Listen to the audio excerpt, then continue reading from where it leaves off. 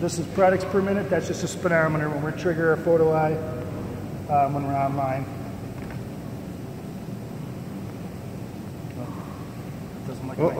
It doesn't like to read my hand. It needs something a little better. But oh well, not a big deal. It's just going to read how many products per minute. I'm not going to worry about it. Okay. Product counter. Every time we trigger a product, it's going to count it. Again, not a big deal. We can hit enter, go to yes. We just reset our product counter back to 0. Okay. You may or may not need to use that. You know you're going into a case or whatever, so why would you need it? But it's there. Same as label counter. We've fed 120 labels. Now we've fed 121 labels. Oh, I got you. Same thing. Enter, up. Oops, sorry. If we go back to label counter, it's at 0. Gotcha. Line speed. This is actually what this encoder does. Encoder? Yeah, the encoder. So when I turn that on, it's tracking the speed. Gotcha. Now really, if I turn that up or down, the only thing you want to make sure is running the same speed or faster than the outer belt. Okay? If it's running slower, you're going to close up your gap. You don't never want to close up your gap. You always want to maintain your gap between products or extend it. Right. Never close it up. So that's what that does. So to verify that your encoder is working, you go to line speed. This is all in operator mode, no password needed. Recall parameter, remember we saved that parameter? Right. That's the line 1, right? So if we recall, okay, say labeling speed's at 1500, I'm going to turn this to something else. So now if I go back to my recall, press enter, enter, labeling speed back to 1500. So whatever we have set in there right now, we'll go back to it. Save it. This is parameter? That's the speed. The speed. Huh? That's not the speed we're running, that's just the speed that we manually set. If we weren't running an encoder, that's how fast we'd run. Okay. Because we're running an encoder, that's how fast we're running. That will override.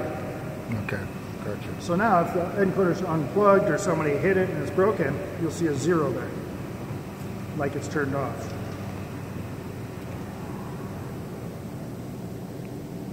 What now? Okay. That just means you're not running. So if you are running and you see nothing there, that means something went wrong. Okay. They're pretty robust.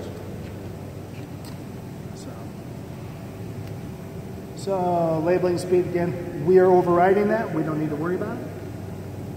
Operator can set that wherever they want. It won't matter. One other thing. Label stop position. Okay. Where the label stops. If I were to adjust this,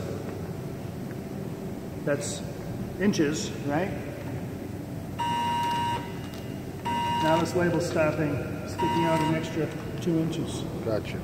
If I go back to 11 or 0, it will stop. You get broken web because it got confused.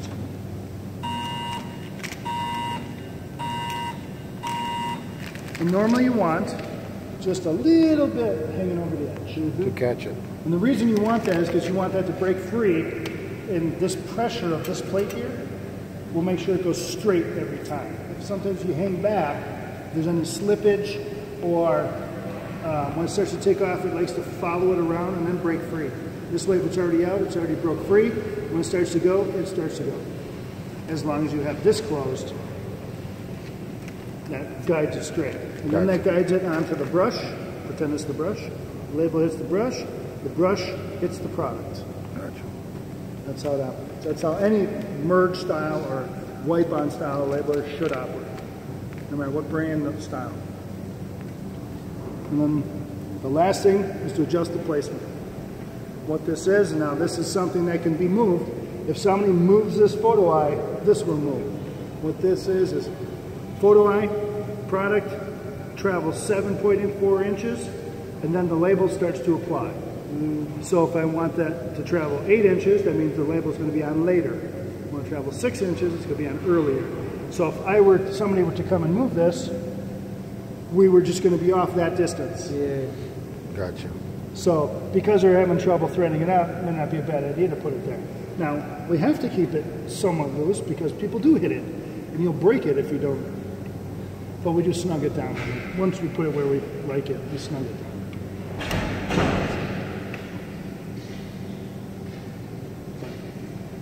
A lot of times, if you know it was running and then now it's not running, just have someone physically move it instead of going in here and, oh, we're got to move it a quarter inch. I'll just move this a quarter inch because somebody bumped it.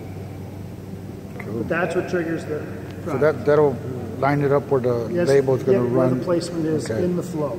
Gotcha. In and out is going to be, you know, moving the label around. But, and that's it. That's all we have in here. Oh, This gotcha. is for a maintenance standpoint. This is your, basically your part number of your program. Okay. So that's the label. That's the part number, that's the version number, and that's the year it was launched. Okay, gotcha. This is for the machine itself. Yeah, it's just if you buy a board, you want to make sure you have that program in it. Okay, gotcha. You'll never buy a spare board. Cool. En caso de una falla te da el par Sí, number. este es el parte. Wow, aquí está automatizado. Now, because you aren't running the full, you may want to have some spare parts here. Right. Now, luckily you'll have spare machines, but there is a 2-year warranty on the applicators and a 1-year warranty on here. But because I know you're not running 30 amps, I'm not warranting it. Unless you're really, really nice to me. Bring a salad. More than a salad. Just be nice to me. Be reasonable, and I'll be reasonable. That's on film. Be reasonable, and I'll be reasonable. Gotcha.